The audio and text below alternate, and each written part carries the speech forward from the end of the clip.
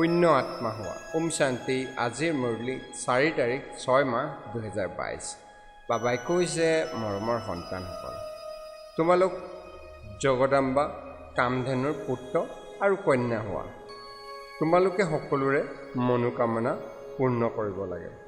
নিজৰ ভাই ভনীসকলক সঁচা মাৰ্গদৰ্শন কৰিব লাগে। প্ৰশ্ন, তোমালোক সন্তানসকলে পিতাৰ দ্বাৰা কোনটো দায়িত্ব পাইছা? উত্তৰ, সন্তানসকল বেহদৰ পিতা বেহদৰ সুখ দিবলৈ আহিছে।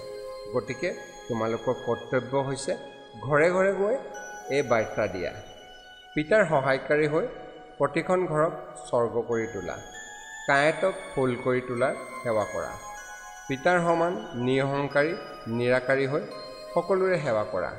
গোটেই জগতখনক হতৰুৱা ৰাৱণৰ হতুৱাৰ পৰা মুক্ত কৰা। এইটো তোমালোকৰ সবাতোতকৈ ডাঙৰ দায়িত্ব। ওম শান্তি। ধাৰণাৰ বাবে মুখ্য সাৰ 1, শ্ৰীমতত পূৰা সহায়কাৰী হ'ব লাগে। আনৰ মত বা নিজৰ মতত চলিব নালাগে। নষ্টমোহ হৈ সাহসেৰে সেৱাত তৎপৰ হৈ থাকিব লাগে। 2, এতিয়া আমি নিজৰ পিতামাতাৰ ঘৰত আছোঁ।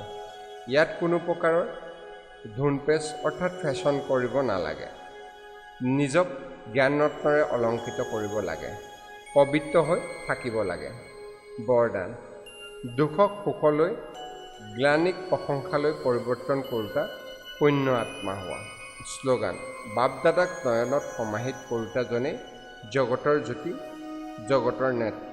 ওম শান্তি।